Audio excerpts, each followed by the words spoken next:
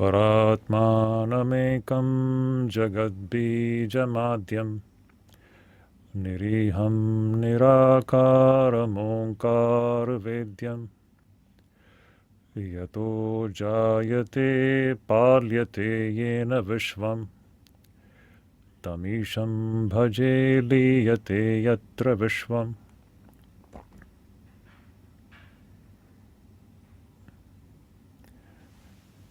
My namaskars to all of you, dear devotees and friends. I am very thankful to the organizers of this very special webinar series, which has been organized by Ramakrishna Mission Vivekananda Educational and Research Institute, as requested by the Inter-University Center for Yogic Sciences under the University Grants Commission, Government of India. And this webinar series has been organized on the occasion of the International Yoga Day, which falls every year on 21st June. And the main theme of this series has been meeting the challenges of COVID-19 pandemic, the yogic way. So, as it was just now told a little while ago, that in the last 18 days, there has been a series of talks every day on different aspects of yoga. And today is the last day of this program. And I have been invited to give this a valedictory talk. So though it is a valedictory talk, I have been given a very specific subject to talk upon. And I have been asked to talk on the synthesis of yoga as taught by Swami Vivekananda.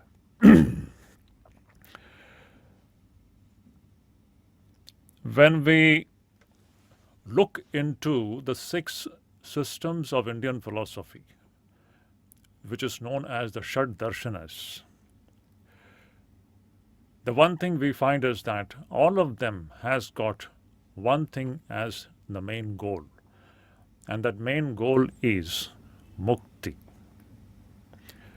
And the way to attain this mukti is yoga. So, technically speaking, the term yoga, it's a very expansive term. It's a term which covers a very large ground as far as spiritual discipline is concerned. So, this term yoga has been defined as union, the way we get united with the divine. And it also has been understood as samadhi in a very technical sense. But the meaning, in the sense that it is a union with the divine, this is the more popularly understood meaning of this term yoga. Essentially, it means that it is a discipline in and through which we are actually speaking in search of a higher consciousness, a higher human consciousness. When we talk about a higher human consciousness, naturally, it connotes or it implies that our present human consciousness is such that we find ourselves to be limited and bound from all sides. And that is one of the main reasons why our life is buffeted by a series of miseries and sufferings, and the human soul is found to be eternally so-called dissatisfied and unfulfilled. And that is the reason why this individual soul is constantly in struggle to find a higher consciousness. So yoga essentially means the individual's search for the higher state of human consciousness. So in this sense, the yoga means this individual soul's search for that divine entity, realizing which the individual's consciousness becomes radically transformed, irreversibly transformed, and in which all the limitations come to an end and the person realizes one's own infinite dimension. So that is the great goal of this yoga. So yoga is a way, it's an upaya, it's a sadhan by which he or she, the practitioner, gets united with the divine and puts an end to his or her limited individuality. So in our tradition, we have, in a very general sense, we can say that we have 4 yogas. That is Karma Yoga, Bhakti Yoga, Dhyana Yoga or Raja Yoga, and Gyana Yoga. These are the 4 yogas we have seen traditionally existing for a long period of time. Now, if we trace these yogas to its source, we have to go back to the Vedas itself. I am just tracing this, the concept of yoga and the synthesis of yoga to its source before we come down to Swami Vivekananda. So I will take a few minutes before I finally come down to Vivekananda's idea of synthesis of yoga. So if we go back to the source, let us start from the Vedas itself. Now what is Vedas? Now Vedas is, we can say, a collection of the universal scientific spiritual laws and principles. And the main content, the main subject matter of yoga, the central subject matter of Vedas is Brahman. And the essence of the Vedas we get in the Upanishads. And the Upanishads essentially, they deal with the supreme reality called Brahman, the knowledge of Brahman, the knowledge of the supreme reality called Brahman. So in the Upanishads, which is essentially gyana centered, which deals with the knowledge of the supreme reality, and which is for that very reason known as Brahma Vidya, because it deals with the supreme reality called Brahman and its complete presentation of this ultimate reality. So it is known as Brahma Vidya. It's a science of Brahman, which is this Upanishad is, which is actually the essence of the Vedas, the end portion of the Vedas. Now, though Upanishads are essentially having this gyana element as its central point, we find in the Upanishads the seeds of all the yogas. But these yogas are in its seed form in the Upanishads. So in the Upanishads itself, we find the seeds of Jnana Yoga, Bhakti Yoga, Karma Yoga, and Dhyana Yoga. All these yogas are there in their seed form in the Upanishads itself.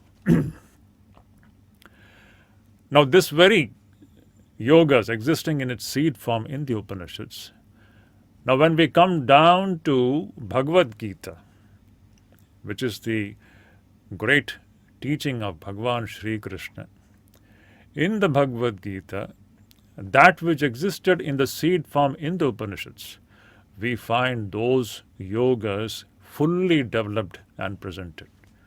So in the Bhagavad Gita, we find the 4 main yogas. Karma Yoga in a fully systematized manner presented by Bhagavan Krishna. We find Bhakti Yoga, we find Dhyana Yoga or the yoga of meditation, and we also find Jnana Yoga. All the 4 yogas in its fully developed form presented by Bhagavan Sri Krishna. And one unique point of Bhagavan Sri Krishna's presentation of these 4 yogas is that in the Gita we find that Bhagavan shows that each of this yoga is independently capable of taking us to the highest realization of that divinity.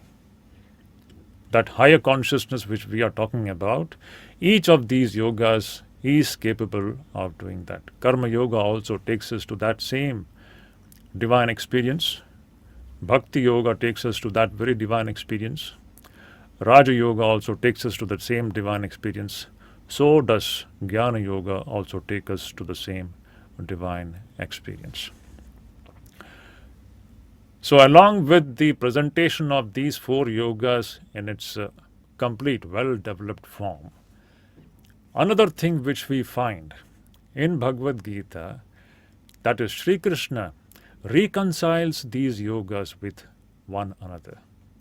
We find the reconciliation between jnana and karma in the Bhagavad Gita itself. We find the reconciliation between jnana and bhakti in the Bhagavad Gita itself. For instance, let me just quote a few shlokas from the Bhagavad Gita.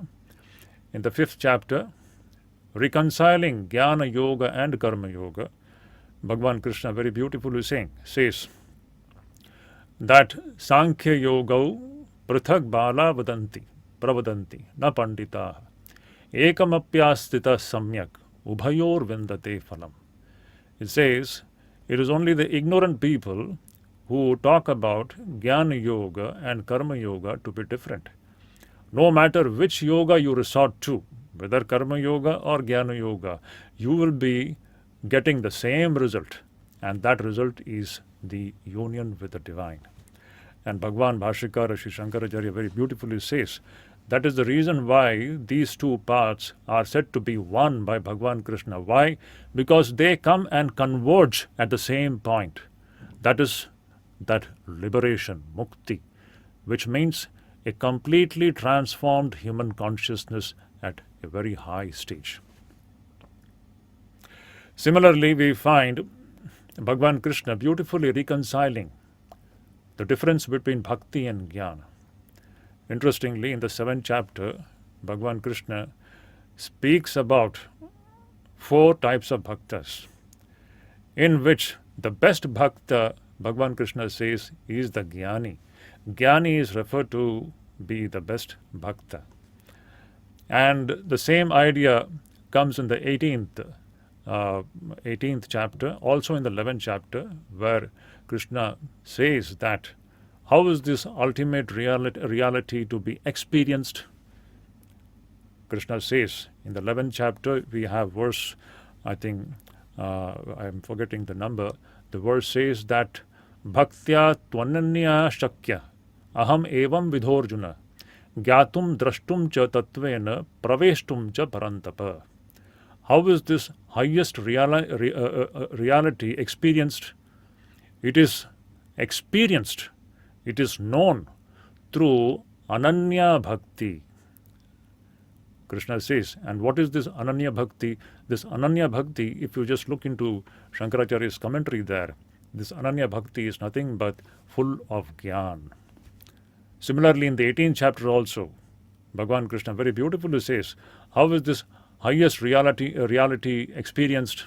He says, Bhaktya mam abhijanati yavan yaschasmi tatvatah tato mam tatvato gyatva vishate tadanantaram. So Bhaktya mam abhijanati, how is this ultimate reality?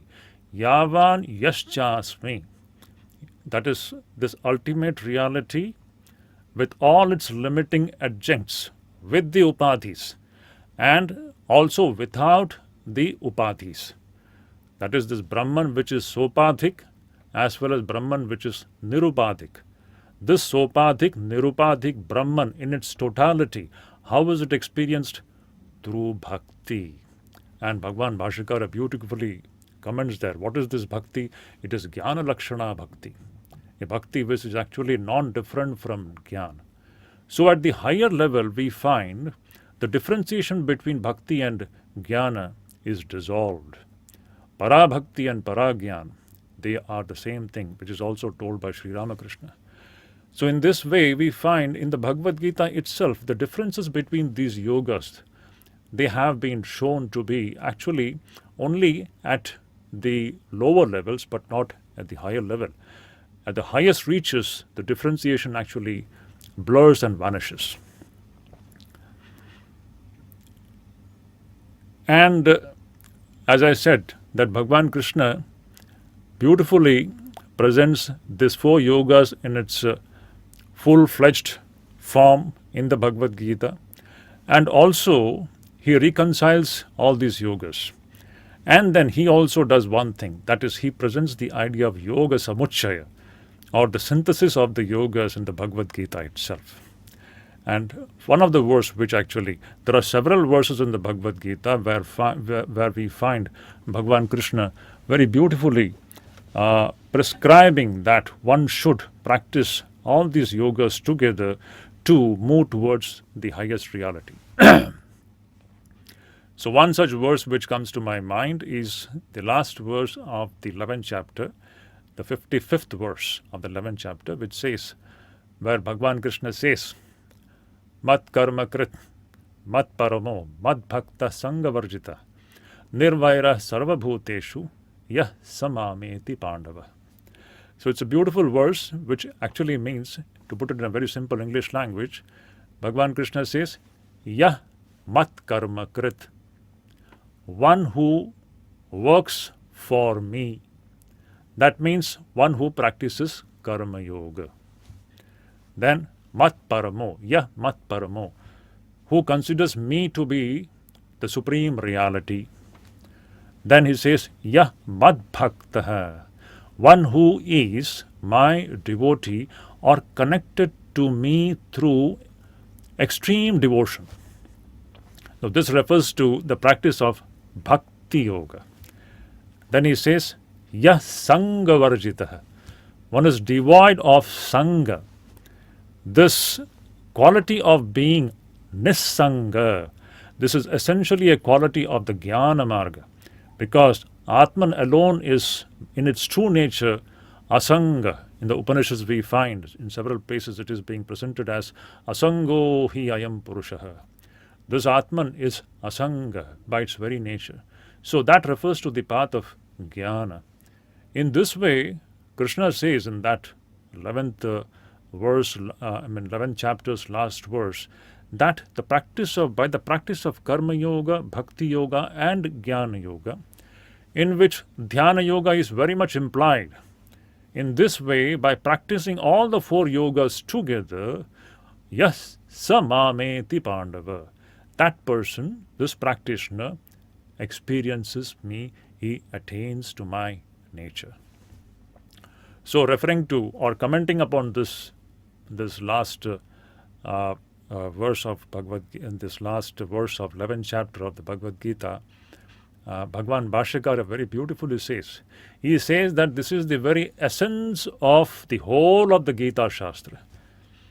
Aduna sarvasya Gita Shastrasya sarabhuta artho anushtheyatvena uchyate. Bhagavan Bhashyakara says very beautifully. He says that now the sara of the entire Gita Shastra, Aduna sarvasya Gita Shastrasya, this entire Gita Shastra, if you take, what is its sarabhuta artha? The essence. That essence is being presented.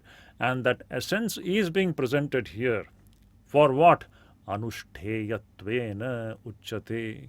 It is being presented for the sake of practice. So, what is being prescribed here to be practiced? That is yoga samuchaya. That is synthesis of the four yogas, where Krishna speaks of practicing karma yoga, bhakti yoga, jnana yoga, dhyana yoga, all of that together, and thus attain that supreme realization. So in this way we find in the Bhagavad Gita itself this great yoga samuchaya, or the synthesis of yoga, has been presented to us. And when we talk about this yoga samuchaya, there is one thing that we have to keep in mind, and that is very important. And that is every yoga, if you just look into it very carefully, when we study all these different yogas, we find that there are two levels in every yoga. For example, every yoga has got two levels, a higher level and a lower level. For example, it will become clear that in the Jnana Yoga, we have Paravidya and Aparavidya. Or we can put it in this way, technically speaking, we have Paroksha Gyan and Aparoksha Gyan. These are two levels of Gyan. So Paroksha Gyan is the lower level and Aparoksha Gyan is the higher level. Similarly, when we look into the Bhakti, in the Bhakti also we have Para Bhakti and Apara Bhakti. Para Bhakti is the higher level of Bhakti and Apara Bhakti is the lower level of Bhakti. It is also known as Mukhya Bhakti and Gauni Bhakti or Vaidhi Bhakti. These are the terms. Similarly, when we look into the practice of dhyana, the practice of meditation, Raj Yoga, there also we have two levels. One is Antaranga and Bahiranga. This Antaranga is the higher level and Bahiranga is that practice which is still on the lower levels of that particular yoga. The same thing we can see in karma also. Karma, when it is practiced, karma yoga, when it is practiced at the lower level, it will have the ingredients of little bit of selfishness, little bit of attachment, etc. But the same karma yoga, when it reaches its higher levels, it becomes absolutely devoid of all these attachments and desires. It becomes completely desireless. In this way, we can see that all these yogas, in them, we have two levels, higher and lower levels. Now, we should note one point, this is very important, that the practice of all these yogas, by the practice of all these four yogas, all these four yogas, they come and meet at one point, at the higher levels. That one common point, the common, I should say, a vestibule, or a common room, or a common state of mind, they all come and merge there. And that common vestibule, or the common room where they all come and converge, that is that state of mind where the human consciousness stands irreversibly and radically transformed. This is the goal of all the yogas. It is a search for a higher consciousness, the emergence of a higher consciousness. So all these yogas which look to be different and distinctive at the lower levels, they come and converge at one point where their distinctiveness comes to an end. So we need to understand one point, that when we talk about yoga samuchaya or the synthesis of yogas, it is always at the lower level and never at the higher level. To talk about yoga samuchaya or synthesis of yoga at the higher level is truly speaking meaningless, because the very distinctiveness of these yogas as existing separated from each other is lost. So interestingly, you will find that this, when we talk about yoga samuchaya, it is always at the lower levels of the yogas and never at the higher level. Now this we find in the Bhagavad Gita. That is why in the Bhagavad Gita at the higher levels, when the Karma Yoga and Sankhya Yoga, they come and meet at a point at a higher level, which is that higher state of human consciousness where liberation is experienced. No more samuchaya is possible there. Same thing with para bhakti and para gyan. At the higher levels, the difference between bhakti and gyan is lost. So when we talk about the samuchaya, it is always at the lower planes of yoga.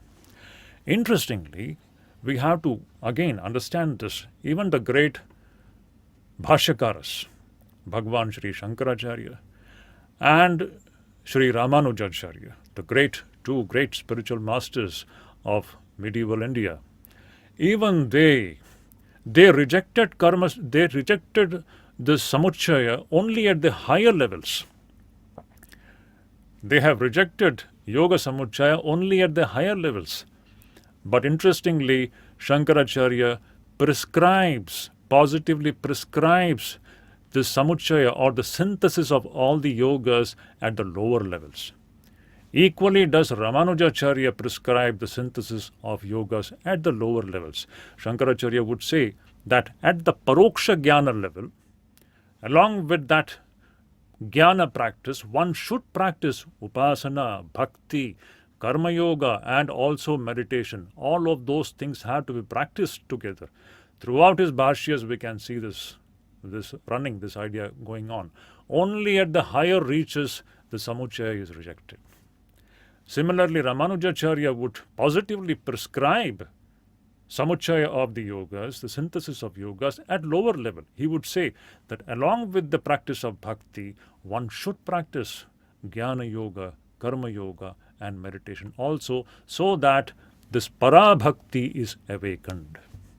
So this samuchaya, yoga samuchaya, the synthesis of the yogas, we find it in the Bhagavad Gita. We find it also in the great Bhashyakaras also, because this yoga samuchaya is something which happens only at the lower levels and not at the higher levels. Now let us come down to Swami Vivekananda. Now, did Swami Vivekananda in any way deviate from these great teachers, great masters like Krishna and Shankaracharya and Ramanujacharya? No. Swami Vivekananda's idea of the synthesis of the four yogas is just the same as told by Bhagavan Krishna and by the great masters of the past. The only thing is that Sri Krishna and Shankaracharya and Ramanujacharya, they are separated by a vast time span compared to Swami Vivekananda's time, and in between we find that this idea of yoga samuchaya or synthesis of yoga was somewhere lost. It was forgotten. It is Swami Vivekananda who once again revives it and represents it in a fresh manner, and he breathes such new freshness into this idea that it almost looks like something new. The one thing we need to very beautifully understand about Swami Vivekananda's genius, about which Sister Nivedita very clearly talks. Sister Nivedita says, what was the speciality of Swami Vivekananda's teachings? In the Hindu spiritual thought system, which is a very vast corpus of spiritual ideas, these ideas were lying scattered and disorganized. The unique contribution of Swami Vivekananda in this respect has been, according to Nivedita, two things. She says Vivekananda's beauty lies in the fact that he organized and coordinated the scattered spiritual ideas of the Hindu Sanatana Dharma. So two things happen: organizing and consolidating of the scattered spiritual ideas of the Hindu Sanatana Dharma and presenting it to the present times in the most authoritative fashion. Utterances which had a tremendous authority behind him. This was the unique contribution of Swami Vivekananda as far as presentation of these ideas are concerned. So, even regarding this Yoga Samuchaya, we find Swami Vivekananda revives it, brings it back. And the beauty is that these ideas, which otherwise would have remained scattered somewhere in Bhagavad Gita and somewhere in the commentaries of the Bhashyakara, he takes them all and in one single beautiful paragraph, he presents it with such precision and such sharpness that it really it makes us wonder that only a genius like Vivekananda can do that. So what is that beautiful utterance that we find in Swami Vivekananda? You all know, right in the beginning of the Raja Yoga, Swami Vivekananda says that each soul is potentially divine. The goal is to manifest this divinity by controlling nature, external and internal. He says, do this by work, by worship, by psychic control or philosophy, by one or more or all of them, and be free. This is the whole of religion. Just imagine, who could have formulated this kind of a consolidated and well organized idea other than Vivekananda. He takes the whole range of the traditional thought, this thought of the ultimate goal of human life being the freedom, mukti, and the different ways to attain that mukti are the different yogas which we have in our tradition. And the combination and the synthesis of this yoga, which is there in the Gita and also in the Bhashakaras, he takes all those scattered ideas and presents it in this one small paragraph of a few lines, which otherwise we would not have access to. Perhaps most of the common people would not have access to it. So in this one beautiful paragraph, Swami Vivekananda sums up the entire story of the spiritual realm where the ultimate goal is presented as freedom. And how do we attain this freedom? By either work, that is karma yoga, or worship, that is bhakti yoga, or psychic control, that is dhyana yoga or raja yoga, and or philosophy, that is gyana yoga. By one or more. You can do it you can resort to any one of the yogas, or you can combine them, one or more, or all of them, and be free. This is the genius of Swami Vivekananda, where he takes the whole ideas of the past and consolidates it, organizes it, and presents to our own time, our own people, with such freshness, breathing such freshness into it, that it almost looks new and fresh. And that is the beauty of Swami Vivekananda's presentation of the four yogas and the synthesis of the four yogas. Now, the next question comes, why do we prescribe the synthesis of the four yogas? What is the logic behind it?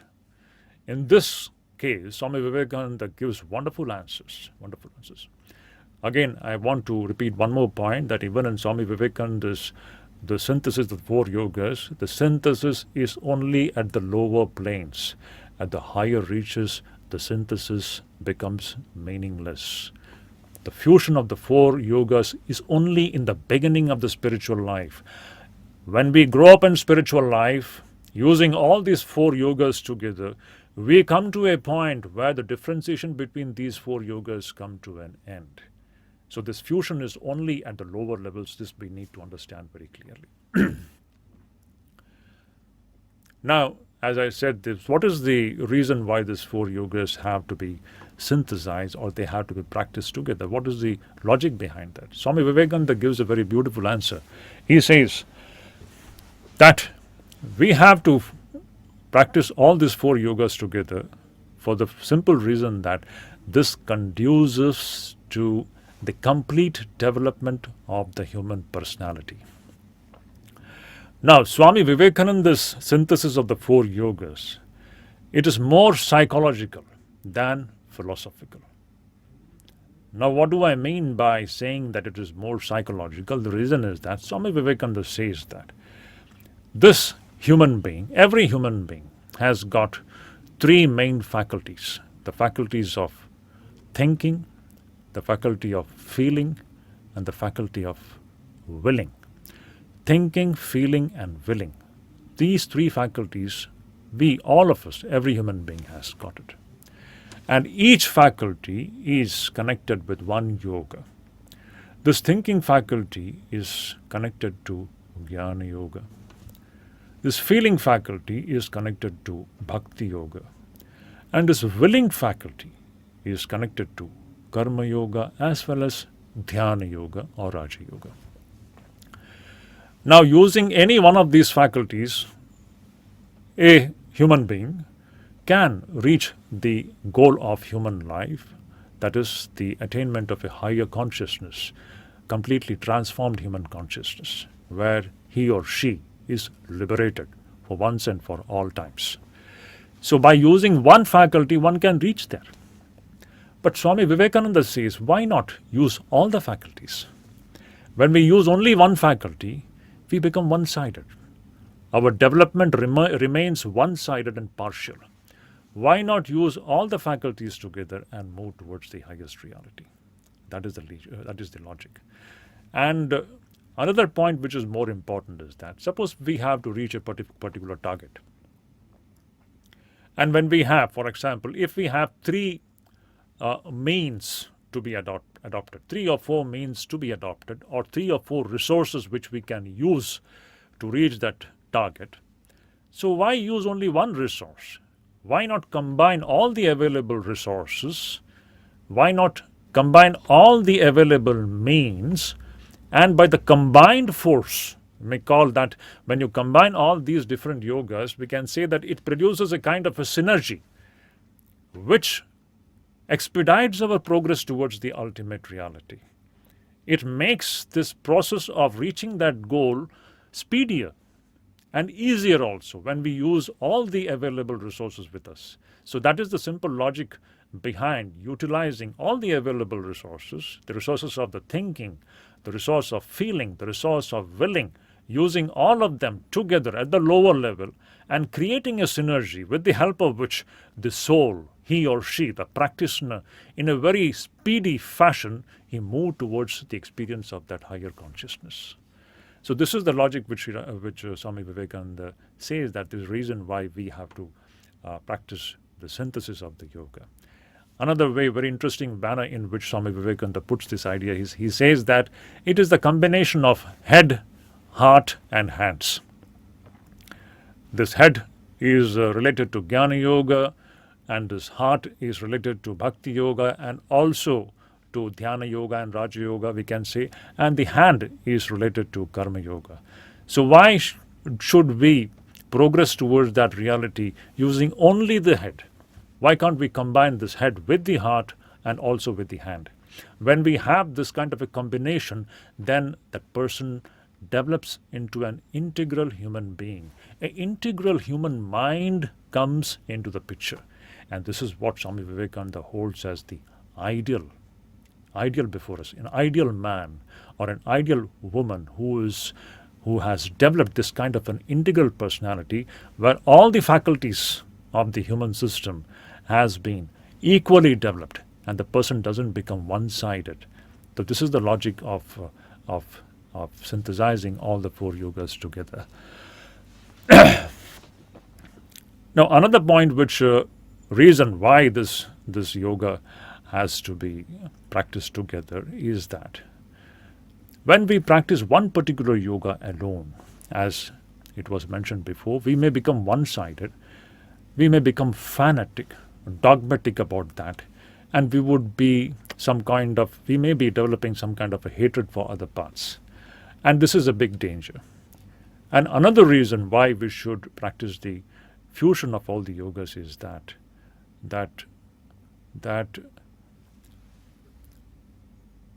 if we use only one faculty, for example, if we only take up the practice of Gyana Yoga without any reference to Bhakti Yoga and Karma Yoga and the yoga of meditation, there is every chance that this Gyana practice, it may turn out to be nothing but a dry, sterile kind of intellectualism.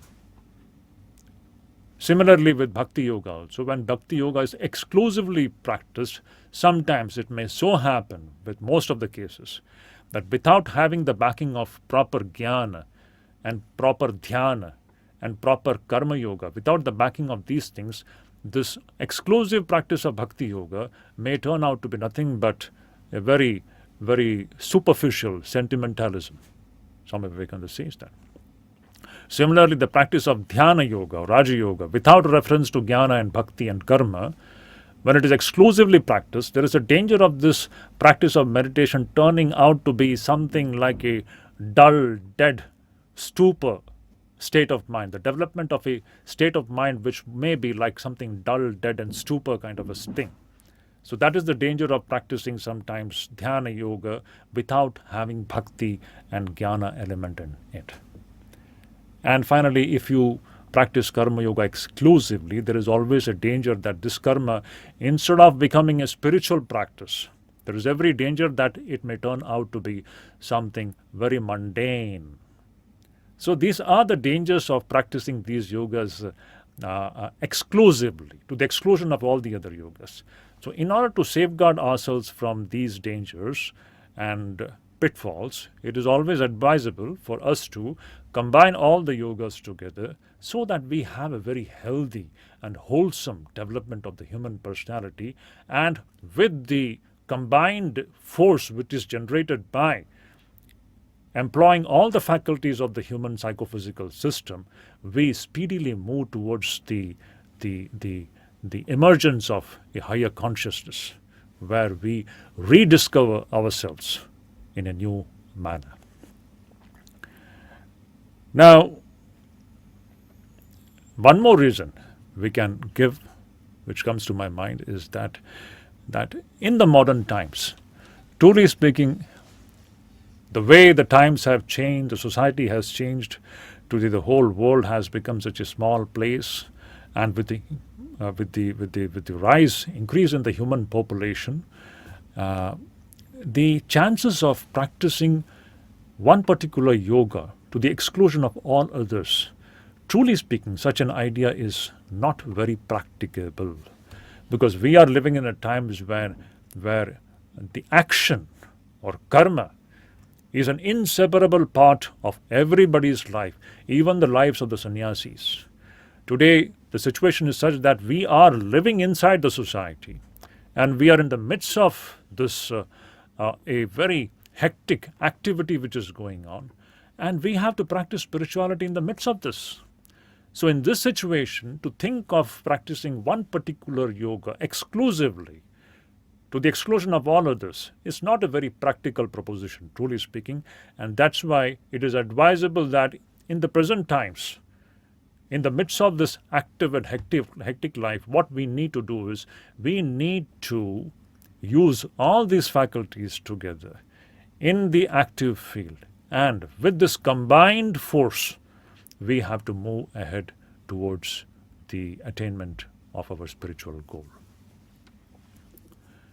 Now, the next question that comes is, now we have spoken about this yoga samuchaya. In our tradition, we have come down to Swami Vivekananda's ideas of yoga samuchaya and why it should be practiced. One of the main reasons is the development of a wholesome human personality. Yes, in this regard, one point again I am reminded. Once, one disciple of Swami Vivekananda asked him a question that, Swamiji, how to develop a complete human personality?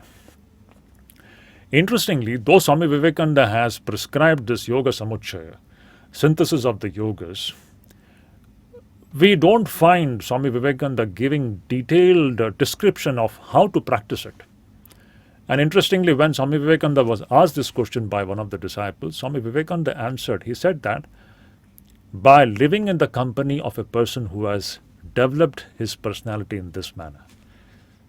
He didn't give the details of it, how to practice the yoga samuchaya or the synthesis of the four yogas in life, but he said the best way to practice is to live in the company of a person who has developed his or her personality in this manner.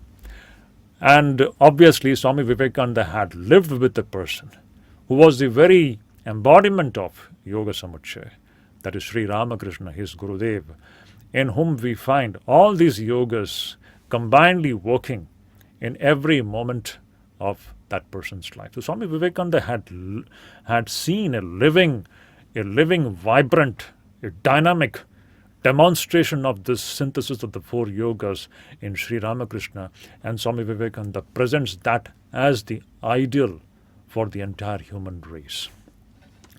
So this is the answer which Swami Vivekananda gave as to how we have to practice yoga samuchaya. He said we have to live with someone who has developed his or her personality in this manner.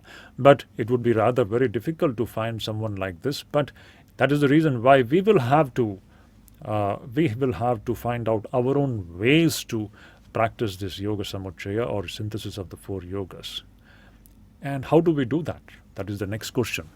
So usually we find that all the spiritual aspirants who fully accept this idea of combining the four yogas in the initial stages of their spiritual life, how do they practice it? Usually we find, and which is very commonly seen everywhere, like for example, in the 24 hours daytime, we practice these different yogas at different points of time. For example, early in the morning we get up and we sit down for meditation. So that becomes dhyana yoga.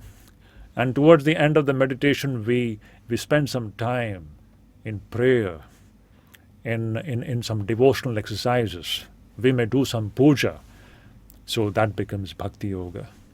Then after that, when we get down to the work field, we begin to practice karma yoga. And perhaps in the evening we sit down to read some Upanishads or some Vedantic text, some Prakarana Granthas, and we try to consciously do some Vedanta vichar. So that becomes Jnana Yoga. In this way, we find usually spiritual aspirants, they combine these 4 yogas every day at different points of time, practicing it one after the other. This is one way of understanding the synthesis of the yoga in our day-to-day life. But this is, again, we can say that it is only in the initial stages. But as we progress in spiritual life, it takes a different form or a higher form. For example, we can also think about synthesizing these 4 yogas in a different manner. For example, this body-mind complex. This body-mind complex is made up of 5 koshas. According to Vedanta, it has got 5 layers. We have the Annamaya kosha, the gross physical body. Inside that, more subtler than the gross, we have the Pranamaya kosha. Subtler than that, we have the Manomaya kosha. Subtler than that, we have the Vijnanamaya kosha. And even subtler than that, we have the Anandamaya kosha. So these are the 5 layers which together constitute this human psychophysical system. And each of these layers can be associated with one particular yoga. For example, this Annamaya kosha and Pranamaya kosha can be connected with Karma yoga. And this Manomaya kosha can be connected with Raja yoga. And Vijnanamaya and Anandamaya koshas can be connected with the practice of Bhakti yoga and Jnana yoga. Now, as all these 5 koshas, the 5 layers of this human personality, it is constantly active. When we learn to connect these koshas with these different yogas, in that way also, all the yogas will be actively practiced in our day-to-day life, every moment, because these 5 layers of human personality, they are constantly active.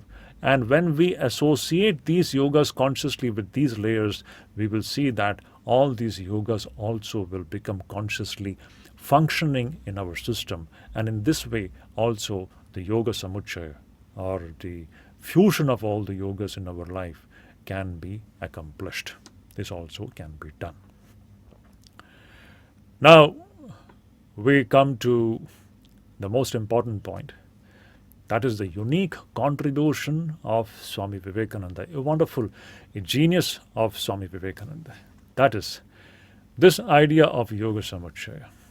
Not only yoga samuchaya, the entire expansive, indescribable expansive range of spiritual ideas, as I said, which were scattered, perhaps disorganized, lying scattered here and there, in the past, in the traditions, in the great masters, in the teachings of the past, in the Upanishads, in the Vedas, in the Gita, in the Bhashyakaras, all of them, the great tradition which we have.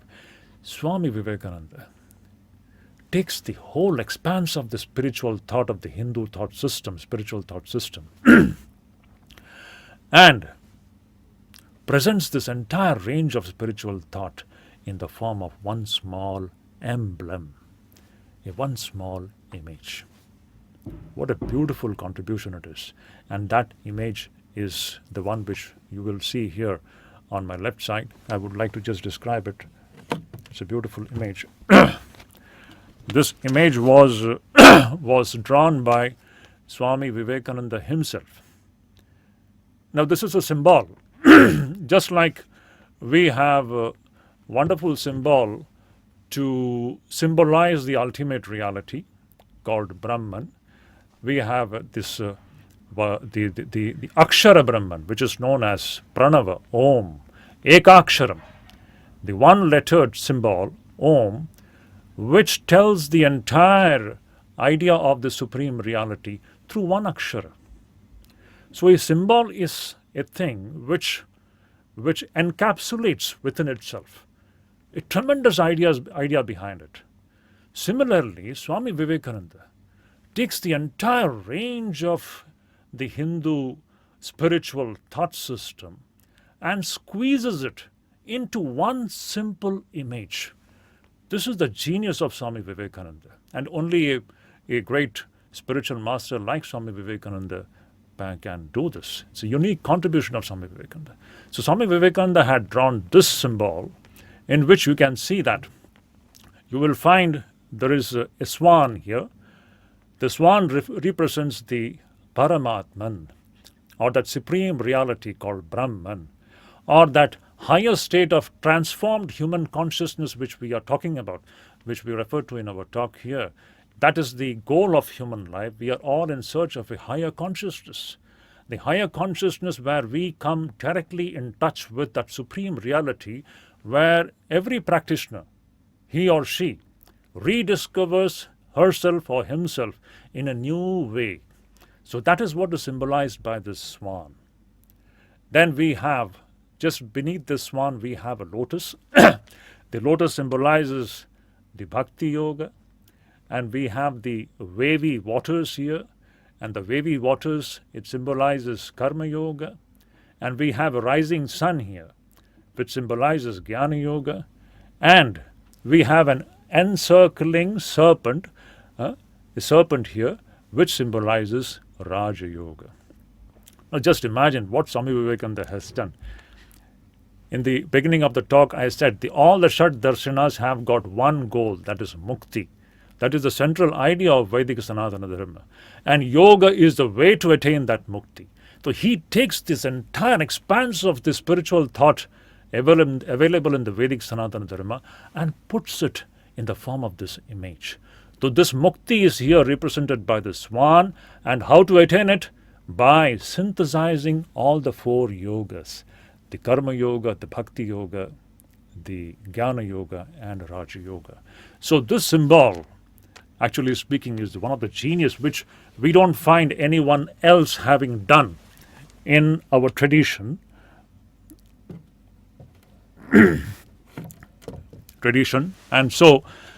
And Swami Vivekananda holds this to be the ideal for the future humankind, individually as well as collectively. Individually, as I said, the development of the fully integrated human personality is the ideal human being of the future. And collectively, this is the future philosophy for the entire humankind. That is, the entire human civilization has to progress in this ideology of using all the available faculties of the human system and developing the human personality individually as well as collectively. So Swami Vivekananda has spoken about giving a new civilization to the world. If I remember in his one of his talks in England, perhaps in 1896, Swami Vivekananda says that we have to give a new civilization to the world. What is this new civilization that Swami Vivekananda is referring to? That new civilization will be of this kind, which will be free from all dogmatism, which will be free from all one-sidedness, where every human being will be developed and fully molded in such a way that he openly accepts all the different paths which lead to the experience of the higher consciousness. So this Swami Vivekananda presents as the future of humankind, individually as well as collectively. So one more point I would just like to refer to here in this respect, that is, when we talk about the relevance of this yoga samuchaya, the synthesis of the four yogas, we should remember that nothing is more practical than resorting to this practice of yoga. See, we are having this webinar series on the occasion of the International Yoga Day. The very term yoga is understood by people in different senses. We should understand, as I said in the beginning, yoga essentially is the human search for a higher consciousness where the practitioner, he or she, rediscovers himself or herself in a new way where all limitations come to an end and he or she finds herself or himself completely liberated. So, what can be more relevant than this? One of the beautiful definitions of yoga, a little negative kind of a definition which we find in the Bhagavad Gita. Usually yoga is defined as samatvam and as union, as samadhi. These are the technical definitions. But Krishna gives a very negative kind of a definition, which is actually speaking more relatable for most of us. Krishna says, what is yoga? Dukkha sanyoga viyoga, he says, is yoga. See, presently we are all experiencing dukkha sanyoga. That is our union with dukkha. So yoga is that which disconnects our connection with dukkha and connects us with sukha. So the simple question is that which human being, anywhere, at any point of time, would want to be connected with dukkha? We all want to be disconnected with dukkha and connected with that sukham which is permanent. So yoga is that way of life, a disciplined way of life, a search for a higher consciousness in and through which we, over a period of time, when we practice it, we come to a stage where we get completely disconnected with dukkha and connected with a permanent sukham. So this is the importance of understanding yoga as a way of life, which is the most wisest thing to be done at the human plane of existence, and which Swami Vivekananda says when we talk about yoga, we need to synthesize or we need to practice all the yogas together. That is the best method. If somebody can do it individually, well and fine. But the best method will be by practicing yoga samuchaya and move towards the experience of higher consciousness. I thank the organizers for having given me this opportunity today to speak in this validatory session, and I hope definitely that this series of talks might have immensely helped all the listeners all over the world, whoever have watched these very informative and inspiring talks, and I'm sure that it will help the people to think seriously about adopting this yogic way of life.